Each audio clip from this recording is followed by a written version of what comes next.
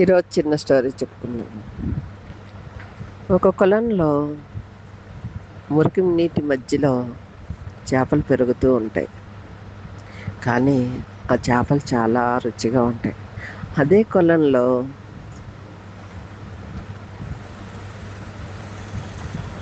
అదే కొలంలో కూడా తామర పువ్వులు కూడా పెరుగుతూ ఉంటాయి. అవి చాలా అందంగా ఉంటాయి. ఆ తామరాకుకి ఒక్క నీటి చుక్క కూడా అంటుకోదు.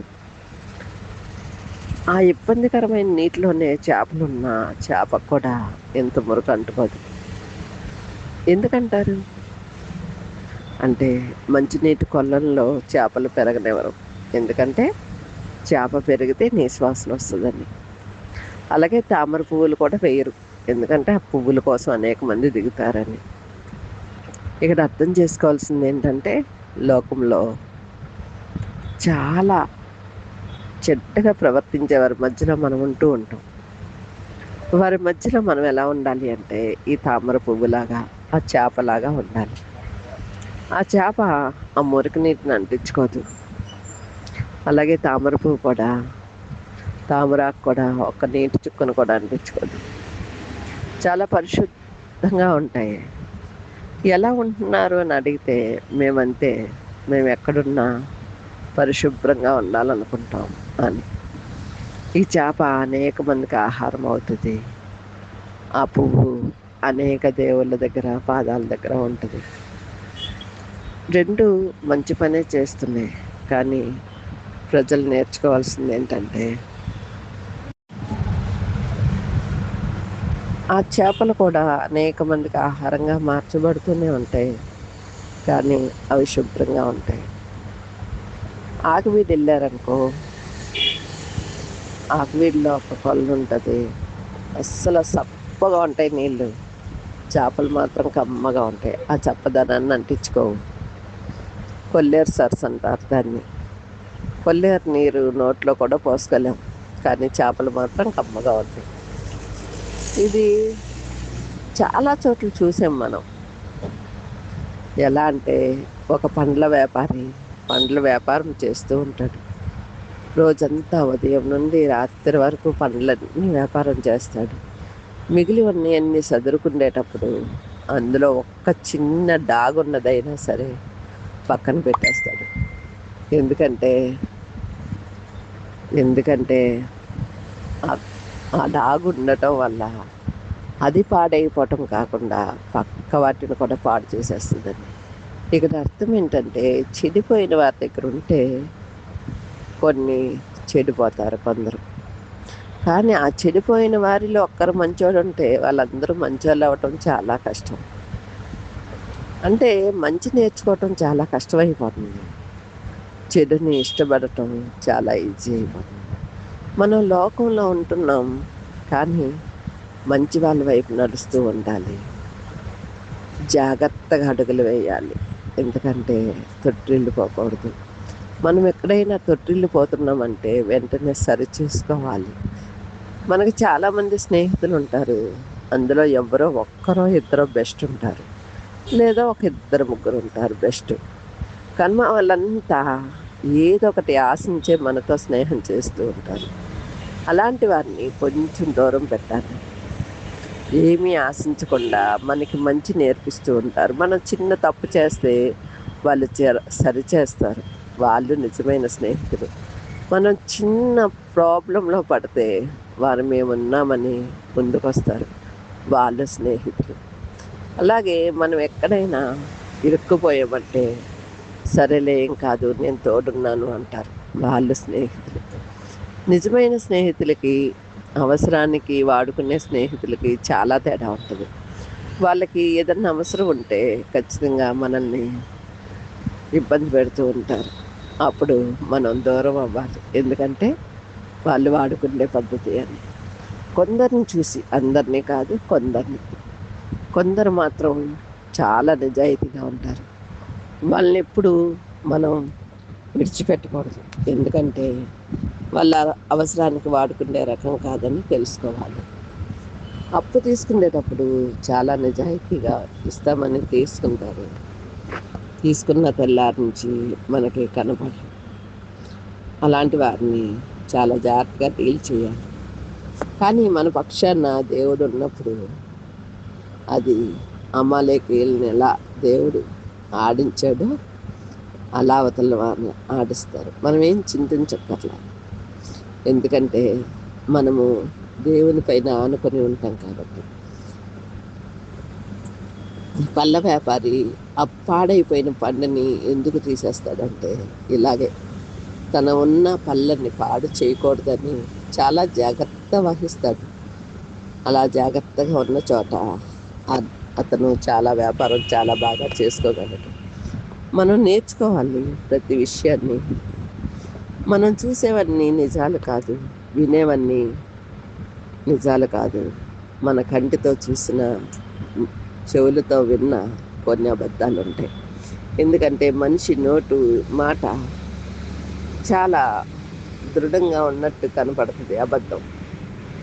నిజము ఒక్కసారే మాట్లాడగలం, అబద్ధాలు చాలాసార్లు మాట్లాడతారు. అబద్ధం నమ్మించడానికి మాట్లాడతారు, నిజం నిజాయితీగా ఒప్పుకోవటానికి మాట్లాడతారు. నిజం మాట్లాడేటప్పుడు వారి కళ్ళల్లోకి చూడండి, ఏ బెరుకు ఉండదు. అబద్ధం మాట్లాడేటప్పుడు మన కళ్ళల్లో వాళ్ళు కళ్ళు పెట్టి చూడలేరు. అప్పుడు మనం ఏం చేయాలంటే అబద్ధం అని గ్రహించాలి. ఇప్పుడు చాలామంది దొంగలు బయలుదేరారు. ఎలా అంటే మన కళ్ళల్లో కళ్ళు పెట్టి ఇలా చిటికేస్తే మనం వాళ్ళ స్వాధీనంలోకి వెళ్ళిపోతాం. వారు ఏది ఇమ్మంటే వాళ్ళకి అది ఇచ్చేస్తాం. అలాగా మంత్ర ప్రయోగాలు చేసే వాళ్ళు ఉన్నారు. జాగ్రత్తగా ఉండాలి మనం. ఎందుకంటే దుష్టులు దుర్మార్గులు ఎక్కడో ఉండరు. చక్కగా ఇన్షర్ట్ వేసుకొని ఒక జాబ్కి వచ్చినట్టు వచ్చి మన కళ్ళ ముందే కనబడతారు. వాళ్ళు చాలా డిగ్నిటీగా కనబడతారు, కానీ వాళ్ళు మోసగాళ్ళని మనకు తెలియకుండానే మనం మోసంలో పడిపోతూ ఉంటాం. ఇలాంటివి చాలా జరుగుతూ ఉంటాయి. లోకం పాడైపోయింది అని దేవుడు ఎప్పుడు చెప్తూ ఉంటాడు. లోకంలో అన్నీ వ్యర్థమే అని సొలొమోను చెప్పినట్లుగా నిజమే, మనం చూస్తున్నవన్నీ వ్యర్థమే. ఈ వ్యర్థ పదార్థంలో నుంచే మనం తామర పువ్వులాగా వికసించాలి. ఈ వ్యర్థ పదార్థంలాగే నుండే మనం చేపలాగా ఈదుతూ ఉండాలి. సముద్రంలో ఈదినట్లుగా చేప మనం కూడా సంసారం అనే కుటుంబంలో ఈదుతూ ఉండాలి. ఎన్నో బాధ్యతలు కలిగి ఉన్నాం మనం. మన వెనక ఏది చూసినా కష్టమే కనబడుతుంది. 1వ తారీఖు వస్తుంది అంటే సంతోషపడాలో దుఃఖపడాలో తెలియటం లేదు. ఎందుకంటే 1వ తారీఖు అలా వచ్చి ఇలా వెళ్ళిపోతుంది. మధ్యతరగతి జీవితాలు, అంతంత మాత్రం ఉన్న జీవితాలు మళ్ళీ మొదలైపోతాయి.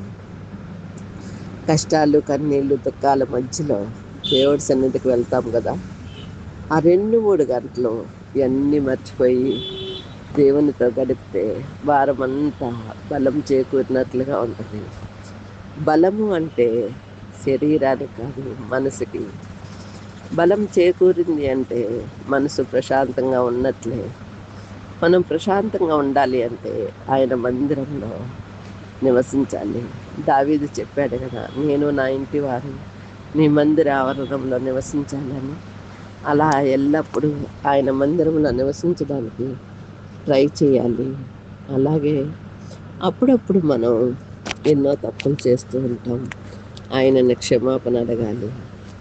అలాగే ఆయన కృప నిత్యము పొందుకోవాలంటే వేకువనే లేచి అరుణోదయానికి ముందే మనం ఆయన్ని స్తుతించటం మొదలు పెట్టాలి. ఆయన స్తుతితోటే మనం రోజును ప్రారంభించాలి. అప్పుడు ఆయన కృప పొందుకొని నిత్య జీవంలోకి వెళ్ళడానికి అవకాశం ఉంటుంది. ఎల్లప్పుడూ ఆయన స్తుతించిన వారు, ఆయన కీర్తించిన వారు ఆయన సన్నిధిలో ఎప్పుడు కనబడుతూ ఉంటారు.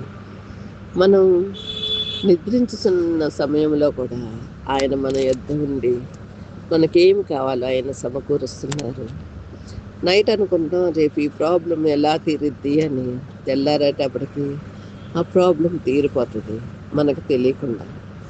చాలామంది అంటారు ఎలా ఎలా ఈ ప్రాబ్లం నుంచి ఎలా బయటపడాలి, ఈ అనారోగ్యం నుంచి ఎలా బయటపడాలి అని రాత్రంతా కన్నీరుతో ప్రార్థన చేసుకుంటారు. తెల్లవారుజామున నిద్రపోతారు. తెల్లారు లేచి చూద్దాం కదా, ఆ అనారోగ్యం ఏమీ ఉండదు, యాక్టివ్ అయిపోతారు. ఇది ఎలా సాధ్యమైంది అంటారు? దేవుని కృప. దేవుని కృప మనకు తోడుంటే మనం ఎల్లప్పుడూ సజీవుల లెక్కలో ఉంటాము.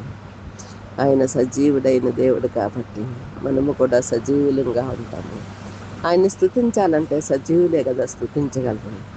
మృతులు ఏమి చేయలేరు కదా. మృతులైన వారిని దేవుడు కూడా క్షమించేస్తున్నారు. ఎందుకంటే మరి అపరాధములు మన్నించాలి అంటే దేవుడు ఒక్కడే. కాబట్టి మృతులైన వారు ఎప్పటికీ ఆయన్ని స్తుతించలేరు. మనము బ్రతికుండగా ఏదైనా సాధించాలి కానీ మృతులమయ్యాక ఏమీ సాధించలేము. అయ్యో దేవా నేను ఈ పని చేయాల్సింది కదా, అయ్యో దేవా నేను ఆ పని చేయాల్సింది కదా అంటే అక్కడ ఏమీ కుదరదు. ఎందుకంటే మనం ఆత్మని చంపుకున్న వారం కాబట్టి. ఆత్మని వెలిగింపబడాలి అంటే మనం ఈ లోకంలో ఉండగానే వెలిగించుకోవాలి. ఆ ఆత్మ దివిటి పట్టుకొని ఆయన సన్నిధానానికి వెళ్ళాలి. గుర్తుంచుకోండి ఫ్రెండ్స్, మనం సముద్రంలో ఉన్న ఉప్పును అంటించుకోకూడదు, కొలంలో ఉన్న మురికిని అంటించుకోకూడదు, లోకంలో ఉన్న చెడుని దరి చేరనివ్వకూడదు. అలాగుంటేనే మనము పరలోకాన్ని చూడగలం. పరలోకం అతి సమీపంగా ఉంది. పరలోకానికి మనం వెళ్ళాలి అంటే ఆయన సన్నిధిలో నిత్య జీవాన్ని పొందుకోవాలి. ఆయనే మార్గం, సత్యం, జీవం అని ఎరిగిన ప్రతి ఒక్కరూ ఆయన్ని స్తుతిస్తూ ఉంటారు. ఎవరైతే బద్ధకించి స్తుతించరో వాళ్ళకి ఆ బద్ధకమే మిగులుతుంది, ఇంకేమీ మిగలదు. తెలిసి కొందరు స్తుతించరు, తెలియక కొందరు స్తుతించరు. నిజానికి స్తుతి సింహాసనాసీనుడైన యేసయ్య కొరకే. ఆయన ఏమీ ఆశించట్లా, మన హృదయాంతరంగంలోంచి వచ్చిన స్తుతి అర్పణ తప్ప. కాబట్టి మనం స్తోత్రార్పణ చెల్లిస్తూ ఉందాం. మనకి ఏ చిన్న మేలు జరిగినా తండ్రి స్తోత్రం అందాం. అదే అనేకులకు ఆశీర్వాదకరంగా మారుతుంది. మనం జీవించినంత కాలం ఆయన కృపే. మనకంటూ మనం ఏమీ చేసుకోలేము. దేవుడి చిత్తం లేకుండా మనది ఇది అని మనమే చేసుకున్నామని గొప్పలు పలకొద్దు. ఎందుకంటే ఆయన తోడుగా ఉంటేనే ఏదైనా సాధించగలం. ఇప్పుడు ఆ పండ్ల వ్యాపారి ఎలా చెత్తను తీసేస్తున్నాడో, వేస్ట్ కాయలు ఎలా తీసేస్తున్నాడో దేవుడు కూడా మనుషుల్లో ఉన్న చెత్తని తీసివేస్తూ ఉన్నాడు. కానీ కొందరు ఆ వేస్ట్ని తెచ్చి మళ్ళీ మధ్యలో పెట్టుకుంటూ ఉంటారు. దానివల్లే ప్రాబ్లమ్స్ వస్తూ ఉన్నాయి. మనం ఆ వేస్ట్ జోలికి వెళ్ళకుండా ఉందాము. అలాగనే ఫ్రెండ్స్, థ్యాంక్ యూ ఫ్రెండ్స్.